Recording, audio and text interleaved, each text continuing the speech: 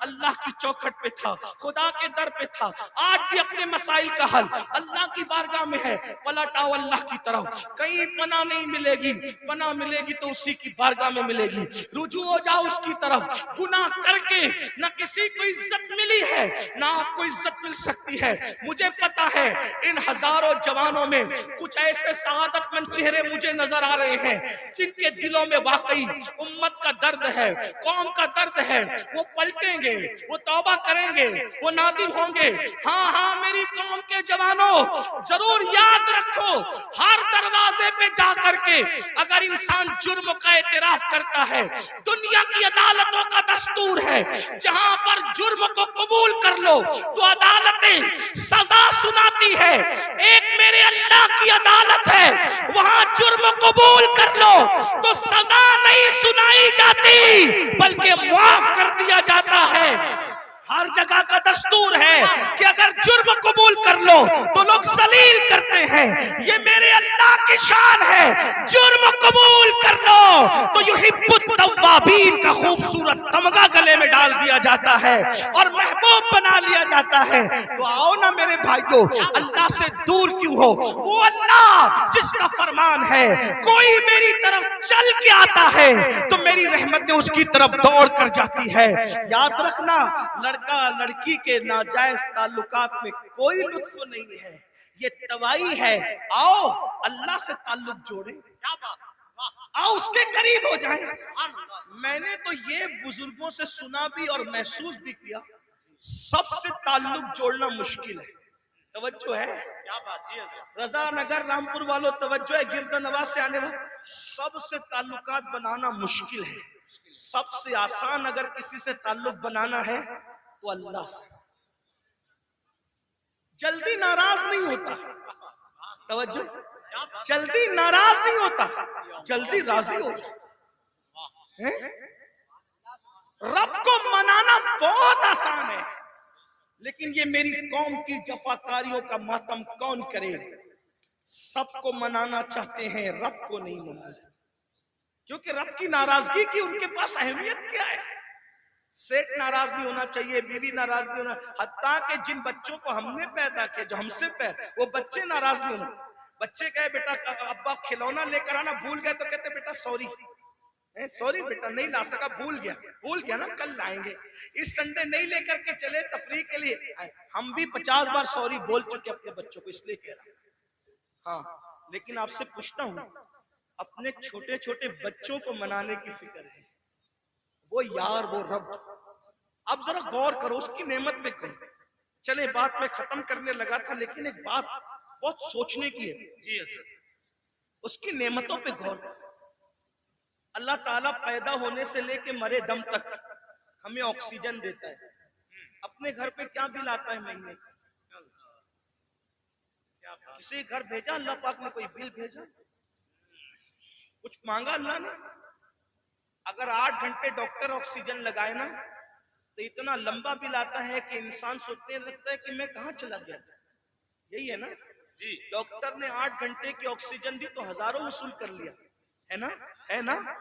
اللہ تعالیٰ نے پوری زندگی آکسیجن ہمیں فری میں. کچھ مانگا؟ بولو کچھ مانگا اللہ نے؟ مجھے بتاؤ تو صحیح، کچھ مانگا اللہ نے؟ کچھ نہیں.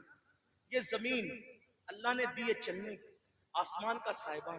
میرے بھائی جب سوتے ہو نا تو یہ کیڑے مکوڑے ہمارے ناک اور کان میں نہیں جاتے.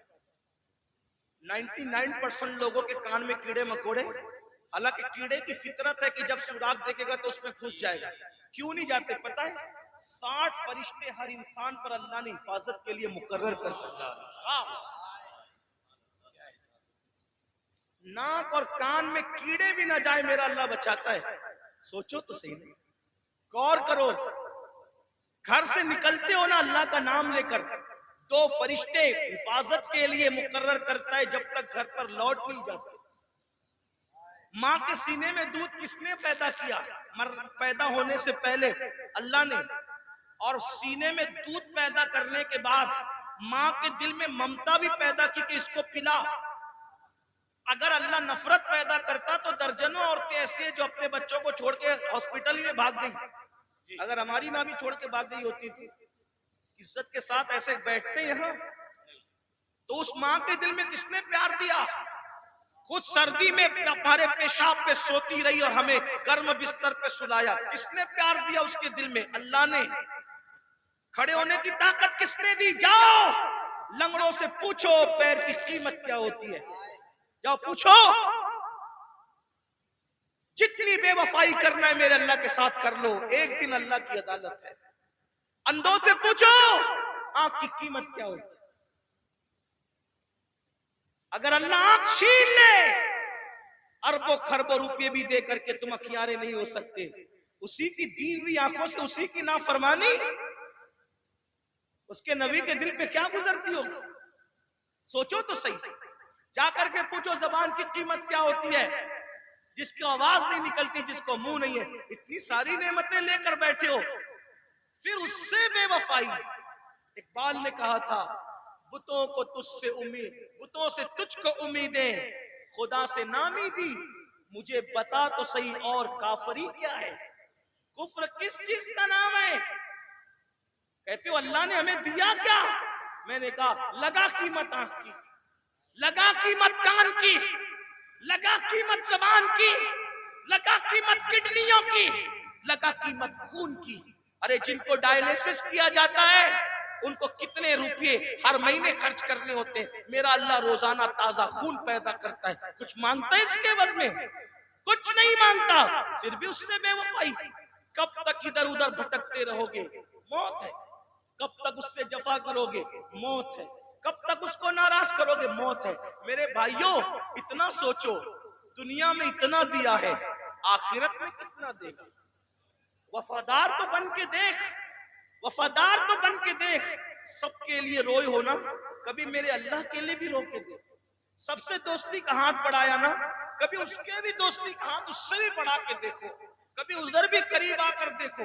میں پورے یقین سے کہہ رہا ہوں جس دن تم اس کے ہو جاؤ گے تمہیں کسی کی دعا کی ضرورت بھی نہیں پڑے گی، تم خود جس کے سر پہ ہاتھ رکھ دو گے اس کی قسمت بدل جائے گی۔